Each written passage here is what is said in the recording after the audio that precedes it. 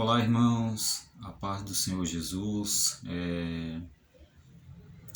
Queridos, chegamos aqui ao último tema dessa apostila linda, Antiga Aliança, né? Tema 6, né? Tema 6, Profetas e Reis, né? Que fala um pouco também dos sacerdotes, né? E se você abrir sua apostila aí, já na primeira página, você vai ver uma tabela cronológica dos reis e profetas que passaram, né, ao longo dessa terra, né, naquela época do povo de Deus, do povo de Israel, né. Quando você olha para essa tabela, você vê uma cronologia incrível, né? Você vê aí reis em amarelo e azul também, como o rei Davi, Saul. Saul foi o primeiro rei, né, da história. Asa, Josafá, Joás, né? Do lado esquerdo você vê os profetas de Deus que atuavam em meio a cada reino. Por exemplo, no reino de Jotão e no reino de Acás, quem predominava aí nessa época era Isaías e Miqueias. Então essa tabela aí da primeira página inicial do tema, né, é só para você viajar no tempo, né? Você vê essa coisa linda, né? A história da humanidade, né? Começando aí com reis, profetas, né? E a gente sabe que hoje isso mudou, né? Não existe mais rei, hoje é presidente, né? Mas o profeta ele continua, né? Continua, né? Deus sempre levantou uma pessoa, né? Sempre levantou uma pessoa ao longo da história da humanidade, né? Ele sempre teve aqui um representante, ou seja, ele sempre teve aqui uma pessoa para ser boca dele, que é o que a gente vai falar agora no primeiro parágrafo. Muito bem, tem uma pequena introdução aqui, né? Que fala assim, que havia no Antigo Testamento 3 ofícios principais, 3 classes de pessoas que exerciam funções diferentes na nação teocrática de Israel. Eram eles então profetas, sacerdotes e reis. Profeta, quem era ele? O que ele fazia? Ele era a boca de Deus. O texto é claro e objetivo, ele já é direto o texto. Ele já fala aqui que profeta, ele era a boca de Deus ao povo de determinado lugar ali onde o profeta estava, obviamente. Tem um texto aqui que eu queria ler, para embasar aqui na palavra de Deus, é Êxodo 7:1, que fala assim, que o Senhor disse a Moisés, vê, fiz-te por um Deus a Faraó, Deus com D minúsculo, e Arão, teu irmão. Arão, teu irmão, será teu profeta. Interessante, né? E quando ele fala isso, irmãos, quando o Senhor Deus fala isso para Moisés, é porque Moisés ele não sabia conversar, né?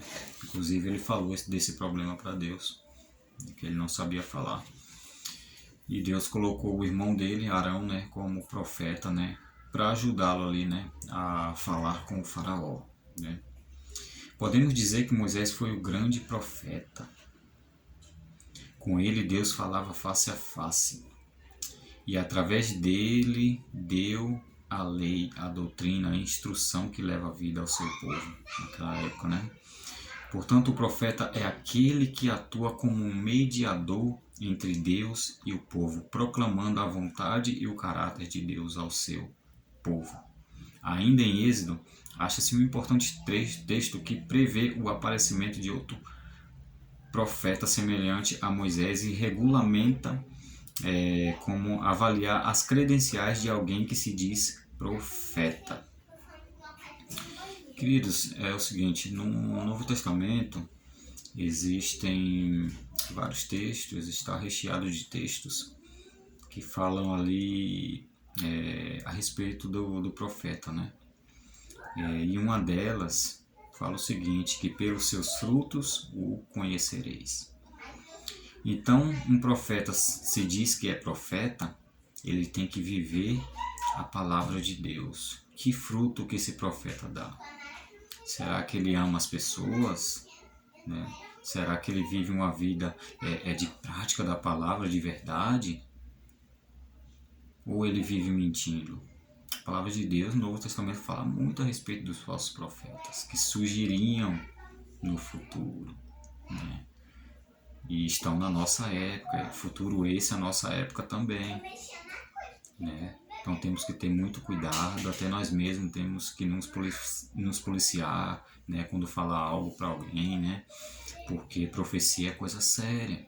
De repente você está ali pregando e fala algo na vida de uma pessoa e aquela coisa não acontece, você acaba escandalizando aquela pessoa, a igreja, e aí a pessoa vai vir te cobrar depois. Vai vir falar, você me deu data, você falou isso e aquilo e não aconteceu, e aí você me deu até data. E o problema maior, irmãos, é quando dá data, viu? Então temos que ter cuidado, é por isso que esse assunto é muito importante, né?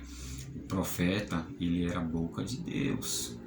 Boca de Deus. Então, o que ele falar tem que se cumprir. Se não se cumprir, está aí uma indicação de que ele é um falso profeta. Tá?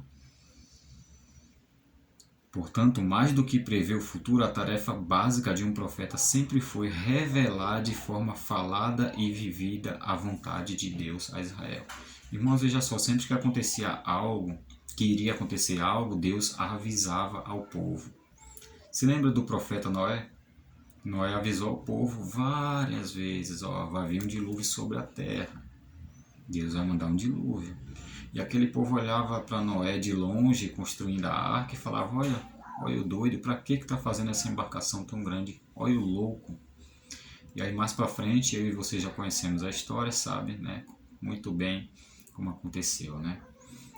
Muitos estavam bebendo, se divertindo, se dando em casamento, até o dia que Noé entrou na arca e veio ali aquele dilúvio e acabou com toda a raça humana.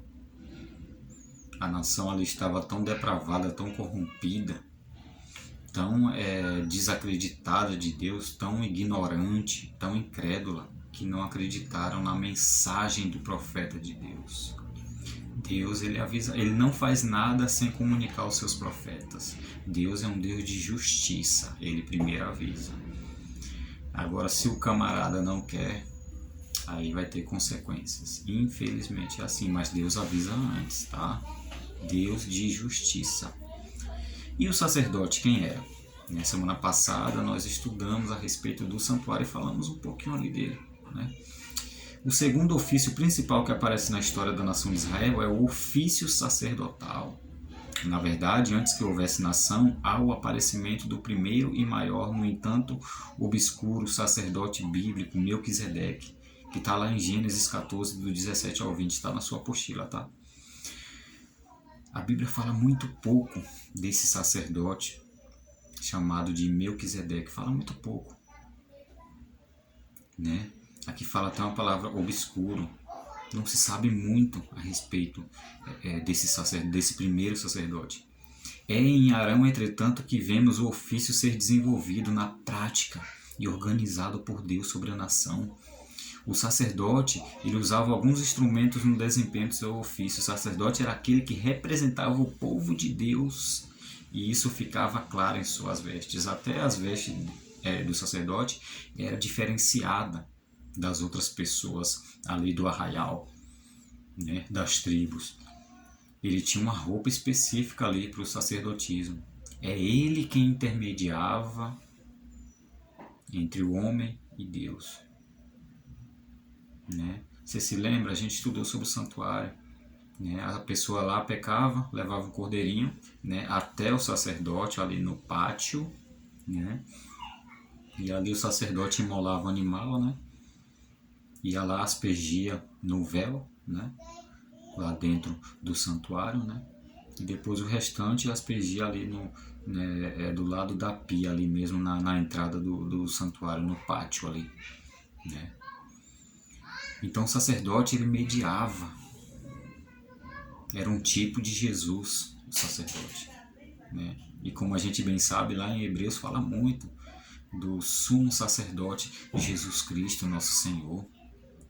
Só Ele pôde entrar no Santo dos Santos, lá no céu, no santuário celestial. Coisa linda, amados. É interessante que além desses homens separados por Deus serem sacerdotes, havia um sentido em que todo o povo de Israel deveria servir de sacerdote às nações. O Antigo Testamento previa de forma tênue que há uma ordem sacerdotal superior à de Arão seria instaurada no futuro. Salmo 110 e Hebreus 7. De quem que ele está falando aqui? Apontava esse sacerdócio aqui do Antigo Testamento, apontava para o futuro, para o nosso sumo sacerdote Jesus Cristo, que iria futuramente intermediar, interceder, trazendo a redenção para o povo de Deus, trazendo o homem de volta para o Pai. Isso se chama, amados, redenção. Somos justificados pelo sangue de Jesus. E nós aprendemos também que sem derramamento de sangue não há remissão de pecados. Não há. Alguém tinha que morrer. O sangue tinha que escorrer ali para que os nossos pecados fossem perdoados. E esse alguém foi Jesus de Nazaré. Muito bem, então até aqui falamos do profeta, do sacerdote e o rei. Quem era? Né? Quem fazia qual era o papel dele? O ofício real não começou em Israel da mesma forma que os outros dois, mas em rebeldia a Deus. Olha, começou de uma forma diferente. Deus havia legislado sobre o ofício real, mas foi num contexto de rebeldia após o difícil período dos juízes, lembra? Né? Porque não existia rei ainda, era juízes, né? Era civis que comandava ali cada cidade, que reinava sobre cada cidade. Então, nesse período, tinha homens escolhidos, levantados e capacitados por Deus com o Espírito Santo, né?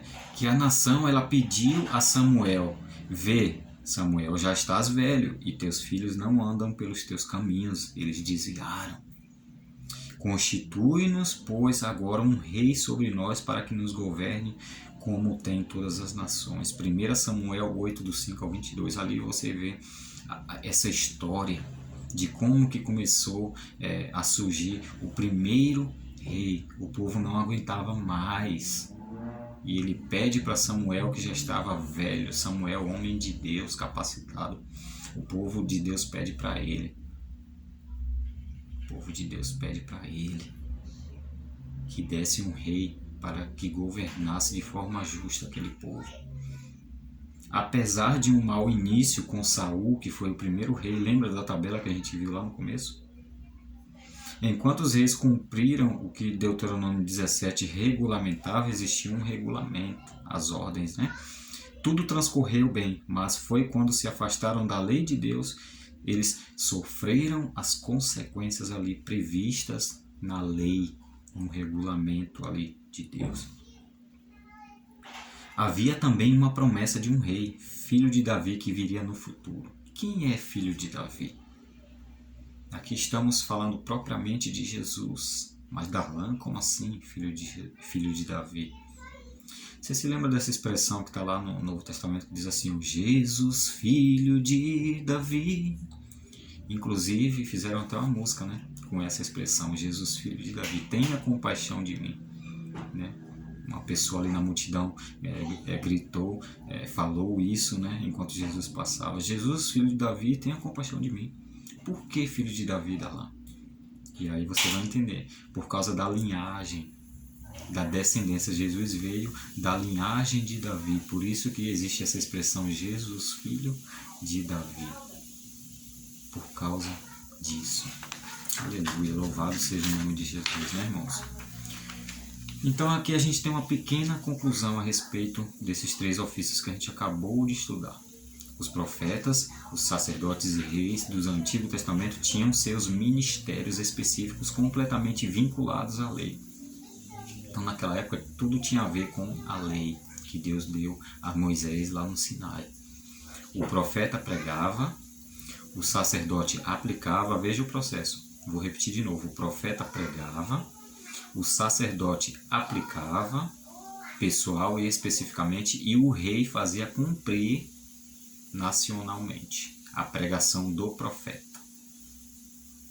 Tá? Então você vê aí a importância aí de cada um desses. E o nosso Senhor Jesus Cristo como tríplice ofício de profeta. O nosso Senhor, ele fez os três papéis. Né? Ele fez o papel de profeta, ele faz ainda o papel de sacerdote, né? E um dia a história do pecado vai acabar, vai então o nosso Senhor reinar. Na verdade, ele já é o nosso rei, mas ele vai reinar de forma triunfante. A Bíblia fala que é um reino que jamais será destruído, é um reino eterno, que em nome de Jesus eu e você vamos estar lá, porque essa é a nossa esperança. Amém, irmãos? Queridos, João Calvino popularizou a noção de Cristo como aquele que cumpre os três ofícios do Antigo Testamento, no livro Institutas 11:15. Desde então, muitos outros têm escrito sobre o assunto. Deve-se notar a priori o nome Cristo. Este nome significa literalmente ungido, essa palavra Cristo, ungido de Deus. Exatamente o ato que unia os três ofícios do Antigo Testamento. O nosso mediador foi chamado Cristo porque foi acima de toda medida ungido com o Espírito Santo, aleluia, e assim separado e plenamente revestido com toda autoridade. O nosso Senhor, ele cumpriu o tríplice ofício de profeta, sacerdote e rei. No Antigo Testamento, os sacerdotes eram designados por Deus para oferecer sacrifícios. Eles também ofereciam orações e louvores a Deus em favor do povo. Ao agir assim, santificavam as pessoas ou tornavam-nas aceitáveis à presença de Deus. É isso que Cristo faz. Ele morreu, ele se sacrificou por mim, por você, para nos tornar aceitáveis ao Pai, a Deus. Ele restaurou a nossa comunhão com Deus. Jesus tornou-se o nosso grande sumo sacerdote. Esse tema é abordado muito no livro de Hebreus, irmãos, que a gente acredita que foi o apóstolo Paulo que escreveu esse livro também. Cita muito a respeito desse ofício que Cristo cumpre até hoje, de ser o nosso sumo sacerdote, o nosso mediador. Ele exerce o ofício de rei, chamando do mundo um povo para si. Como eu falei, ele já é rei, e o reino dele ele vai estabelecer no final da história do pecado. Mas ele já é rei, concedendo a graça salvadora aos seus eleitos, recompensando sua obediência e corrigindo-os em consequência de seus pecados, preservando e sustentando em todas as suas tentações e sofrimento. Lá em João 14 fala, não se turbe o vosso coração. Jesus falando, credes em Deus e crede também em mim. Na casa de meu Pai há muitas moradas. Meu querido, não fica triste não. Tenha essa esperança no seu coração. O Senhor falou, não fique triste, não se angustie. Na casa de meu Pai há muitas moradas, meus filhos. E para a gente encerrar, o cristão como profeta, sacerdote e rei. E agora, cristão, o que a gente tem a ver com isso, né? E aí? E nós? Vem a pergunta no primeiro parágrafo. Somos convocados por Deus para seguir os passos de Jesus. Isso implica que eu e você devemos ser profetas, sacerdotes e reis. Aliás, 1 Pedro 2,9 deixa isso claro, chamando-nos de sacerdócio real a fim de proclamarmos. Se todos os crentes nessa nova aliança são ungidos conforme Atos 2, o que devemos fazer então para cumprirmos tão grande vocação? Aqui vem uma pergunta. Como é que a gente pode agir como profeta? O profeta, irmãos, ele fala, ele é arauto do rei, por isso que a gente deve abrir a nossa boca. somos chamados para exercer o papel de boca de Deus dentro e fora da igreja, principalmente no campo minado, na guerra. E sacerdote, o que a gente tem a ver com isso? O sacerdote ele sacrifica. No Antigo Testamento, a ordem ao sacerdote era sacrificar um animal para que, pelo derramamento de sangue, apontando para Jesus, houvesse remissão de pecado. Não há mais necessidade de sacrifício de ovelhas e bodes. Qual é então o nosso sacerdócio? Como é que a gente cumpre esse ofício? Seguindo os passos de Cristo, nosso sacerdócio é de autossacrifício, o sacrifício de nós mesmos para Deus. Lembra do que Paulo fala? Tudo o que for fazer, faça para a glória de Deus, né? Então isso que tem a ver com a gente quando se fala de sacerdócio. Devemos também oferecer sacrifício de louvor, olha, e praticar o bem em mútua cooperação, em unidade, em comunhão. Hebreus 13, 15 e 16. E como rei, e agora? Como é que a gente entra nisso daí? Talvez o que soe mais estranho para nós é que devemos exercer o ofício de reis. Como devemos exercer o nosso papel de reis? Dentre os principais objetivos de Deus na criação do homem, lembra? Criação, primeiro tema dessa apostila. Dentre os principais objetivos de Deus na criação do homem estava o dominar sobre a terra, mar, animais. Se lembra? Deus criou tudo, né? E ele falou no final: Adão, toma aqui. Eu estou parafraseando, tá, meus irmãos? Toma, Adão, cuida, gerencia, domina sobre os peixes, sobre os animais da terra, sobre os animais selvagens. Eu estou te dando essa autoridade. Olha o sentido de rei aqui. Só que esse domínio ele foi perdido pelo homem na queda. Mas em Cristo há a possibilidade de novamente exercermos o nosso papel. Devemos então, irmãos, portanto, lembrar que os reis tinham uma função de governar, preservar e fazer justiça nos parâmetros, né, da lei de Moisés. Assim nós, em todos os contextos em que Deus nos coloca em posição de governo, no lar, na sua casa, é isso mesmo, na igreja, no trabalho, na sociedade, devemos nos lembrar que somos os seus gerentes, como Adão foi, fazendo tudo para a glória de Deus. Quer comais, quer bebais, fazei tudo para a glória de Deus. E em Cristo estamos assentados nos lugares celestiais, Efésios 2,6. E assim como o reinado de Cristo, patente na igreja, mais escondido no universo, se tornará patente em sua vinda. Vai ser real. Isso aqui não é utopia, não é ilusão, é a palavra de Deus. O nosso papel de reis também será evidenciado para todos os olhos. Todos vão ver. Aleluia. Que Deus te abençoe, meus irmãos. Tem mais alguns versos aqui, bastantes versos, que você pode ler depois na sua apostila, né?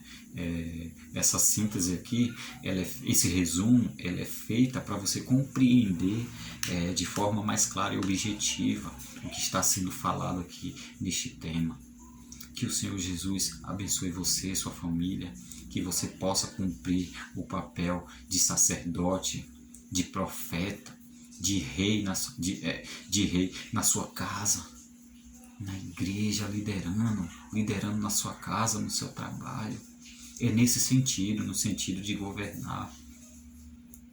Claro, o nosso rei é Jesus, não estamos no lugar dele, não é nesse sentido que eu estou falando. Mas que a gente possa cumprir esses 3 papéis de forma humilde, simples, clara e objetiva. Vamos viver a palavra de Deus. Aleluia. Aleluia. Que possamos ser realmente sal e luz dessa terra. Que Deus te abençoe.